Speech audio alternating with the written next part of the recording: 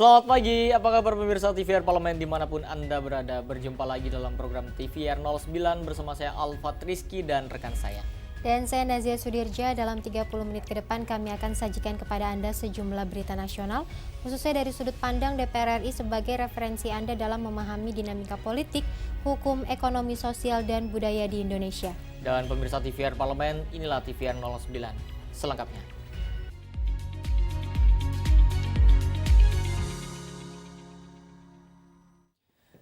Pemirsa Komisi 11 DPR RI mendorong pemulihan ekonomi pasca bencana di Aceh, Sumatera Utara, dan juga Sumatera Barat agar aktivitas masyarakat kembali berjalan mengingat kerugian triliunan rupiah akibat bencana dan rusaknya infrastruktur publik yang menyebabkan perekonomian lumpuh. Kerugian akibat bencana banjir dan tanah longsor di Aceh, Sumatera Utara, serta Sumatera Barat diperkirakan mencapai triliunan rupiah. Terputusnya akses jalan dan rusaknya infrastruktur publik menyebabkan perekonomian di 3 provinsi tersebut lumpuh. Karenanya, Komisi 11 DPR RI mendorong pemulihan ekonomi pasca bencana agar aktivitas masyarakat kembali berjalan. Wakil Ketua Komisi 11 DPR RI, Fauzi Amro menekankan pentingnya pemulihan infrastruktur dasar seperti jalan, listrik, rumah sakit, serta pusat-pusat ekonomi seperti pasar, toko, warung, dan minimarket. Pusat-pusat perekonomian masyarakat itu harus mulai digarap. Apakah itu toko, apakah itu pasar, apakah itu rumah sakit, apakah itu pendidikan, apakah itu kesehatan, itu menjadi prioritas pertama untuk melakukan perbaikan. Karena itu hal-hal yang paling mendasar dibutuhkan oleh masyarakat untuk beraktivitas.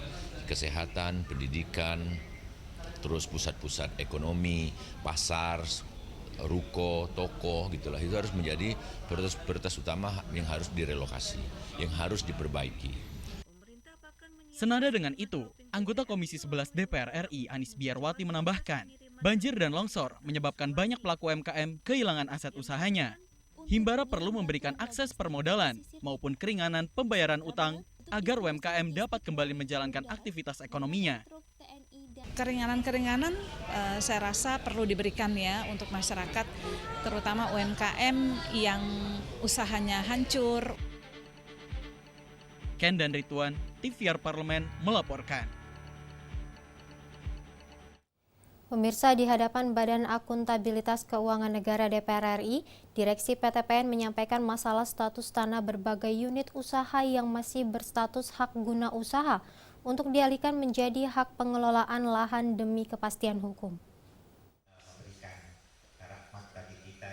Di hadapan Badan Akuntabilitas Keuangan Negara DPR RI, Direksi PTPN 1 menyampaikan masalah status tanah berbagai unit usaha yang masih berstatus hak guna usaha atau HGU. Pihak PTPN 1 mengusulkan agar status tanah tersebut dialihkan menjadi hak pengelolaan lahan atau HPL demi kepastian hukum. Wakil Ketua BKN DPR RI, Amin, mengatakan PTPN 1 membutuhkan penguatan dasar hukum dalam pengambilan keputusan strategis, termasuk urusan lahan dan kebijakan korporasi lainnya. Permasalahan-permasalahan serius sekarang ini, ya khususnya utang yang sampai 22 triliun, kemudian bunga yang setahun sampai 2 triliun lebih, itu bisa teratasi, bahkan PTPN dengan roadmap yang sudah dibuatnya tahun 2029, ROA-nya sudah bisa hampir 3% dan udah positif lah, itu untung besar itu. Sementara itu, Ketua BKN DPR RI Andreas Edi Susetio menegaskan pentingnya koordinasi lintas sektoral untuk mempercepat penyelesaian masalah PTPN 1, baik terkait status HGU tanah maupun tumpukan utang beserta bunganya yang jumlahnya masih sangat besar.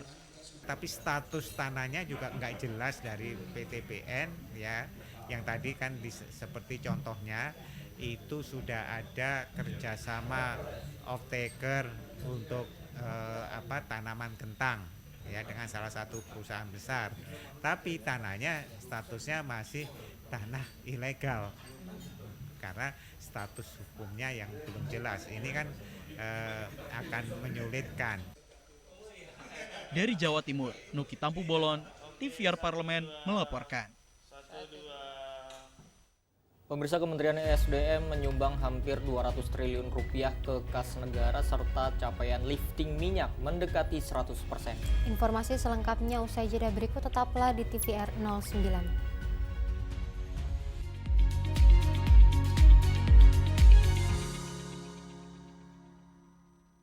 saya lanjutkan kuliah di Jogja itu sambil nyopir angkot. Saya belum mapan, terus saya bicara di luar, berjuang untuk orang lain kan mustahil.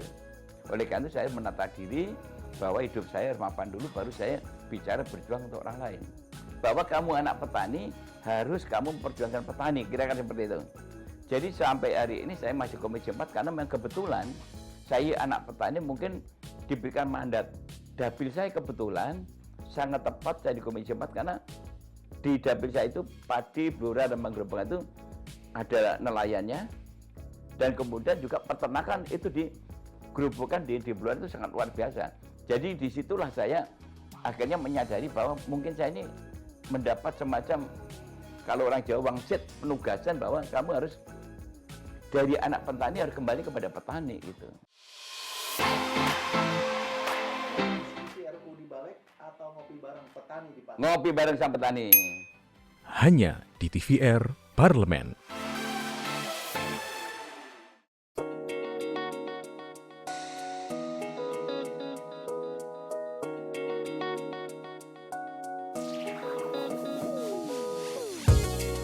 Kehadiran mereka tidak hanya mewakili suara perempuan, tetapi juga membawa perspektif yang beragam serta pengalaman hidup yang unik ke dalam proses pembuatan kebijakan.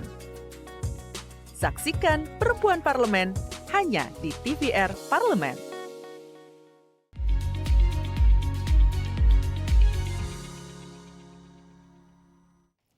Anda kembali menyaksikan TVR 09. Pemirsa, Komisi 12 DPR RI memberikan apresiasi kepada Kementerian Energi dan Sumber Daya Mineral atas kinerjanya yang dinilai berhasil memberikan kontribusi besar terhadap pendapatan negara pada tahun 2025. Komisi 12 DPR RI memberikan apresiasi kepada Kementerian Energi dan Sumber Daya Mineral atau ESDM atas kinerjanya yang dinilai berhasil memberikan kontribusi besar terhadap pendapatan negara pada tahun 2025.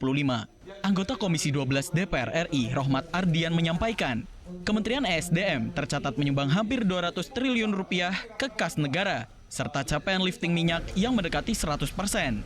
Ke depan, ia menginginkan Kementerian ESDM lebih mampu mengoptimalkan eksplorasi sumur-sumur minyak, sehingga terus menjadi sumber pendapatan negara dan memberikan kesejahteraan bagi daerah penghasil. Tadi evaluasi dengan Kementerian SDM, realisasi tahun 2025 dan rencana strategi 2026. Tentunya saya memberikan apresiasi kepada Kementerian SDM, ya, di mana Kementerian SDM memberikan pendapatan negara hampir 200 triliun dan hampir lifting minyak juga hampir tercapai 100%. Dan tentunya kami juga mengingatkan kembali agar lebih berhati-hati ya dalam menentukan strategis, rencana jangka pendek, rencana jangka menengah dan jangka panjang, terutama yang terkait lifting minyak ya, bagaimana supaya sumur-sumur minyak ini bisa dieksplorasi dan menjadi pendapatan negara dan bisa memberikan kesejahteraan buat daerah-daerah setempat. Begitu juga transisi teknologi, yaitu antara di eksplorasi minyak di sumur dalam seperti Papua dan Natuna. Bondan dan Teguh, TVR Parlemen melaporkan.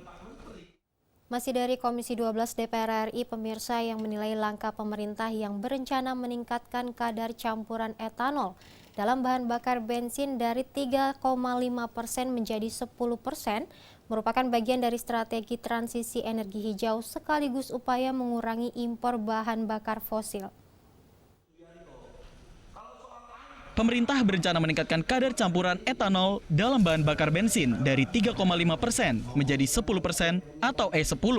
Komisi 12 DPR RI menilai langkah ini merupakan bagian dari strategi transisi energi hijau sekaligus supaya mengurangi impor bahan bakar fosil. Wakil Ketua Komisi 12 DPR RI, Sugeng Suparwoto, mendukung langkah pemerintah dalam mencampurkan etanol 10% ke dalam BBM.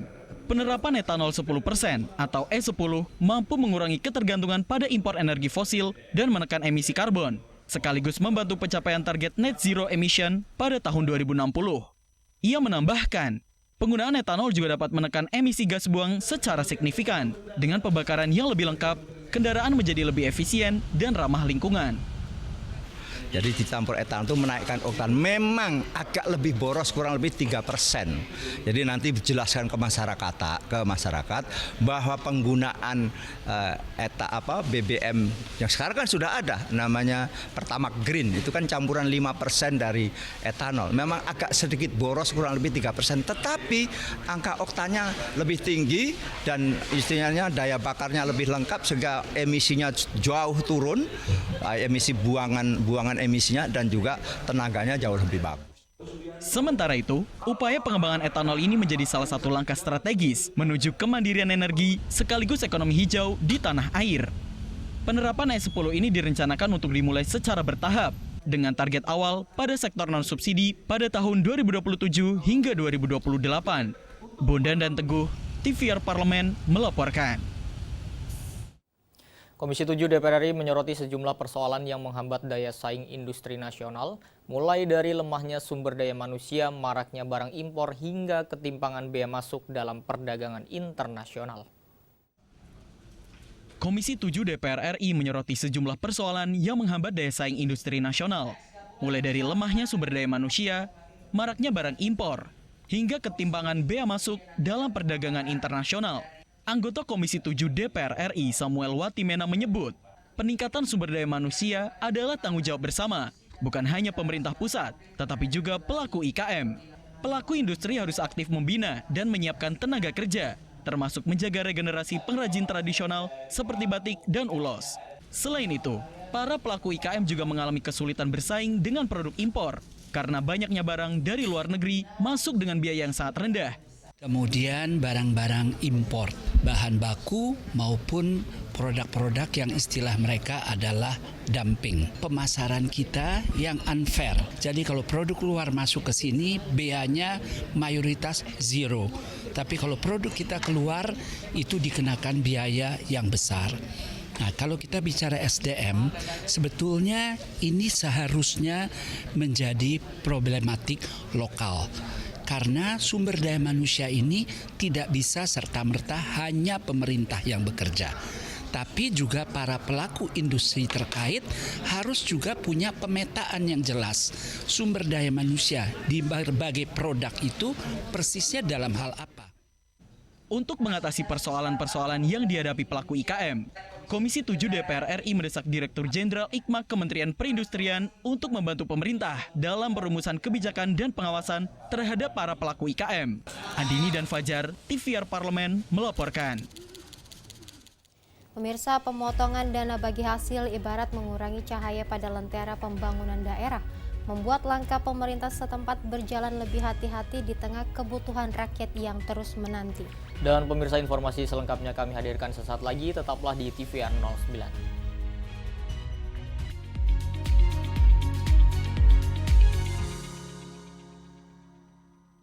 Saya melanjutkan kuliah di Jogja itu sambil nyopir angkot.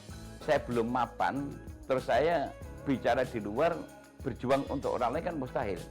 Oleh karena itu saya menata diri bahwa hidup saya harus mapan dulu, baru saya bicara berjuang untuk orang lain. Bahwa kamu anak petani, harus kamu memperjuangkan petani, kira-kira seperti itu.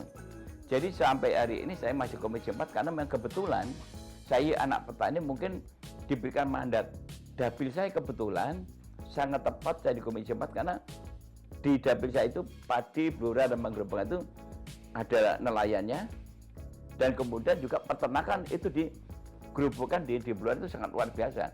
Jadi disitulah saya akhirnya menyadari bahwa mungkin saya ini mendapat semacam, kalau orang Jawa wangsit, penugasan bahwa kamu harus dari anak petani harus kembali kepada petani gitu. RU di balik atau ngopi bareng petani di pasar? Ngopi bareng sama petani. Hanya di TVR Parlemen. Yuk kita kenalan dengan anggota DPR RI periode tahun ini. Dari depan kursi, di balik kursi, gini, di balik kursi. Aku ingin menjadi sesuatu yang mungkin bisa kau rindu. Acap kahiji, rukun sakabena, gitulah pokok nama. Semakin penasaran kan bagaimana kiprah karir politiknya? Hanya di TVR Parlemen.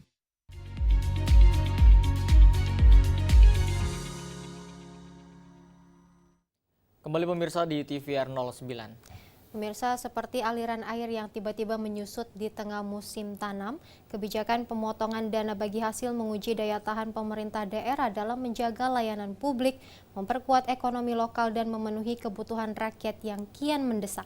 Dan di sini DPR RI terus mengawal agar aliran dana yang menjadi hak daerah kembali menguat demi memastikan setiap sudut negeri tetap dapat sinar yang layak bagi kemajuan dan kesejahteraan bersama.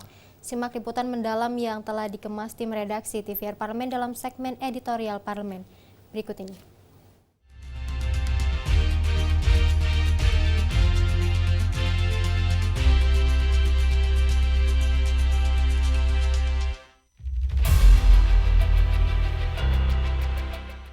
Dana bagi hasil adalah bagian dari pendapatan negara yang dialokasikan kepada pemerintah daerah, baik provinsi maupun kabupaten atau kota, dengan proporsi tertentu. Pengalokasian didasarkan pada prinsip keadilan dan transparansi untuk menyeimbangkan keuangan antara pemerintah pusat dan pemerintah daerah. Komisi 12 DPR RI menerima audiensi dari Forum Aksi Rakyat Kaltim atau Fraksi Kaltim terkait penolakan terhadap pemangkasan dana bagi hasil yang cukup besar untuk Kalimantan Timur.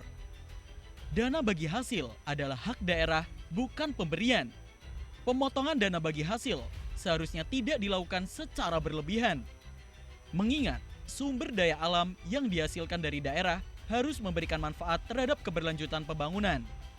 Ketua Komisi 12 DPR RI, Bambang Patijaya, mendukung penuh aspirasi dari rakyat Kaltim dengan berupaya memfasilitasi dan memperjuangkan keadilan dalam implementasi dana bagi hasil bagi daerah.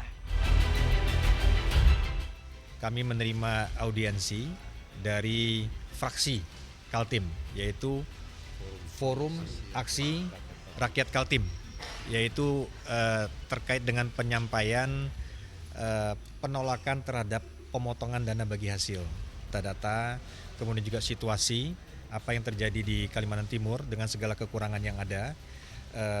Masyarakat yang diwakili oleh fraksi ini menyampaikan keprihatinan dan aspirasi bahwa sebaiknya dana bagi hasil ini jangan dilakukan pemotongan begitu besar. Bahwa dana bagi hasil ini adalah hak, bukan merupakan suatu pemberian. Jadi sehingga kami sangat mengerti dan tentu kami akan memfasilitasi dan menyampaikan kembali dan memperjuangkan terkait dengan persoalan ini. Sehingga dengan hal ini kita melihat bahwa ini betul-betul dukungan secara dari hulu sampai ke hilir. Hulunya apa adalah di sektor Komisi 12 tentang pertambangan, bahwa kami menyatakan bahwa sumber daya alam yang dihasilkan dari daerah-daerah penghasil memang harus memberikan manfaat sebesar-besarnya untuk daerah itu sendiri, seperti itu. Sehingga kemudian nanti kami berharap rekan kami di Komisi 11 juga dapat menyampaikan ini kepada Menteri Keuangan, ya, Pak Purbaya, terkait dengan aspirasi tentang bagi hasil ini. Daerah ini ya sebaiknya yang berkeadilan. Penurunan dana bagi hasil atau DBH migas dan cukai tembakau yang terjadi secara drastis dalam 2 tahun terakhir berdampak langsung terhadap kapasitas fiskal daerah, terutama untuk pembangunan infrastruktur dasar dan layanan publik. Anggota Komisi 11 DPR RI Anamu Awanah menyampaikan sejumlah daerah di Kalimantan mengalami keterbatasan pembiayaan pembangunan akibat turunnya transfer dana bagi hasil dari pemerintah pusat. Ia menilai daerah-daerah strategis yang berbatasan langsung dengan negara lain membutuhkan perhatian lebih besar melalui kebijakan fiskal yang adaptif. Masyarakat Kalimantan menyampaikan terhadap aspirasi penurunan dana bagi hasil yang begitu drastis. Dan dari aspirasi menyampaikan untuk adanya kebijakan yang lebih longgar karena banyak infrastruktur yang belum tertanganin. Melihat Kalimantan sangat strategis, yaitu diapit oleh 2 negara dan seterusnya. Komisi 11 memandang ini perlu untuk kita mendengarkan aspirasi tersebut dan sesuai dengan disampaikan Bapak Ketua Komisi bahwa akan disampaikan dan dibicarakan oleh kepada Menteri Keuangan. Demikian juga beberapa anggota tadi menyampaikan beberapa penyampaian rasionalitas terhadap Bapak Presiden yang baru menjabat 1 tahun kurang lebih ya, 1 tahun lebih ya, sehingga mudah-mudahan ke depan ini aspirasi lebih tertampung dengan baik. Konsistensi serta prediktabilitas transfer pusat menjadi kunci bagi daerah untuk merencanakan pembangunan yang berkelanjutan. DPR RI memastikan seluruh aspirasi yang disampaikan masyarakat akan ditindaklanjuti dan akan dibahas dengan Kementerian Keuangan, serta menjadi bagian dari evaluasi kebijakan dana transfer ke daerah dalam penyusunan kebijakan fiskal.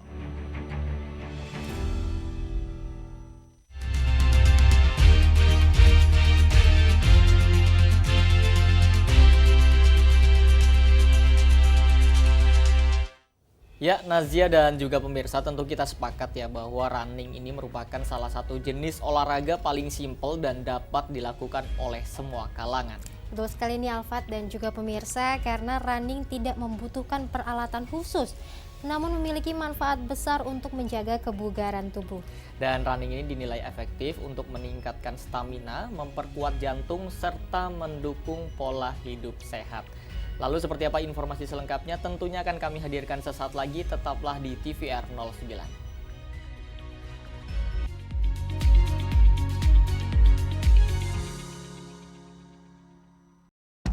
Hai, sekarang kamu bisa menyaksikan program-program TVR Parlemen di First Media, channel 18 ya.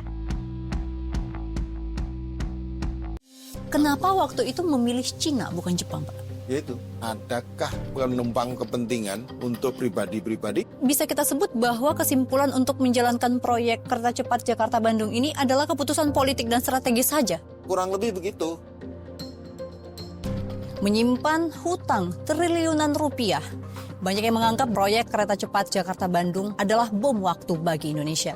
Ini dipertanyakan secara finansial. Kenapa waktu itu tetap dijalankan? Banyak yang tidak sepakat, bahkan menterinya sendiri Pak Jonan juga tidak sepakat.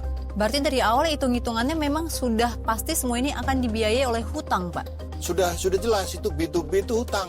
Hitungan aja yang nggak jelas. Kenapa dia mau? Kan kalau PT KAI ambruk selesai lah sudah. Ada nggak kemungkinan Indonesia tidak mampu bayar utang ini ke Cina? Hanya di TVR Parlemen.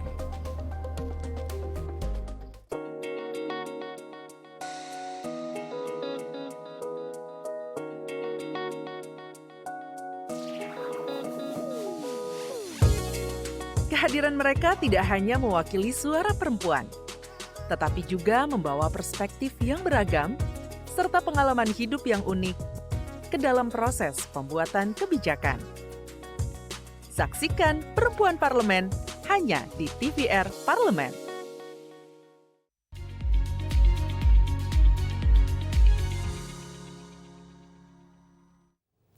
Pemirsa dan juga Alfat nih, kelihatannya sekarang ini minat masyarakat terhadap olahraga running semakin meningkat, terutama karena kegiatan ini mudah dilakukan dan tidak terbatas oleh waktu atau tempat. Dan karena memang running ini juga membantu mengurangi tingkat stres, kemudian meningkatkan energi serta memperbaiki kualitas tidur. Nah, ini yang bisa sebagai obat insomnia nih bagi para pemirsa yang mengalami insomnia. Dan ini tentu menjadikannya sebagai pilihan olahraga yang praktis dan juga efektif. Langsung saja nih pemirsa dan juga Alfat, mari kita simak penjelasan lengkapnya dalam segmen Intips.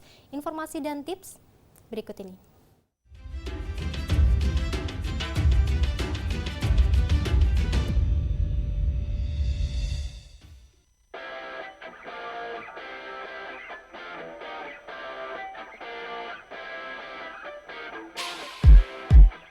Running jadi salah satu olahraga paling populer saat ini. Dari anak kuliah, karyawan, sampai orang tua. Alasannya sederhana, tidak butuh banyak peralatan, cukup sepatu yang nyaman, dan kemauan untuk mulai bergerak. Di Intips kali ini, kita bahas running secara umum. Apa manfaatnya dan bagaimana cara memulainya? Untuk kamu yang ingin memulai, running tidak perlu langsung dengan jarak yang jauh. Bisa dimulai dari kombinasi, jalan cepat selama 2 menit, lalu lari pelan 1 menit. Ulangi pola ini selama 15-20 menit. Lakukan 2-3 kali dalam seminggu, sampai tubuhmu mulai terbiasa. Yang terpenting, dengarkan tubuh sendiri. Lakukan senyaman mungkin dan jangan terlalu dipaksakan. Yang perlu diperhatikan saat mulai running yaitu gunakan sepatu yang nyaman. Kedua, lakukan pemanasan seperti stretching selama beberapa menit. Ketiga, setelah selesai, jangan lupa minum air dan melakukan pendinginan untuk mengurangi pegal. Running bisa menjadi bagian dari gaya hidup sehari-hari. Banyak orang bergabung dengan komunitas untuk mendapatkan teman baru dan motivasi agar lebih semangat. Running pada dasarnya adalah gerak sederhana, tapi jika dilakukan secara rutin bisa memberi dampak besar untuk kesehatan. Cukup mulai dari langkah kecil, dari situ kamu akan menyadari bahwa menjaga kesehatan bisa dimulai dengan satu langkah sederhana. Jadi, kapan nih kamu mau mulai lari?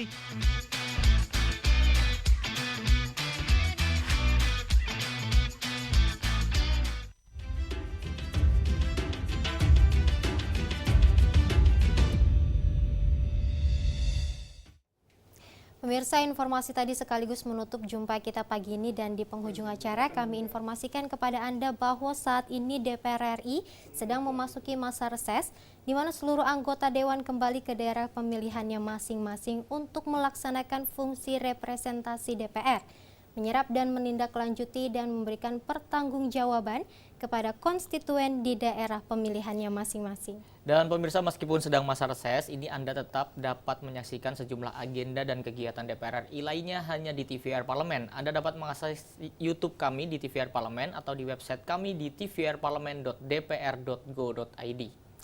Dan pemirsa TVR Parlemen, demikian TVR 09 edisi pagi ini. Segenap kru TVR Parlemen yang bertugas mengucapkan terima kasih telah menyaksikan TVR 09 pagi ini. Saya Nazia Sudirja dan rekan saya Selvat Rizky. Pemirsa, sampai berjumpa kembali di TVR 09 selanjutnya. TVR Parlemen, Referensi Indonesia.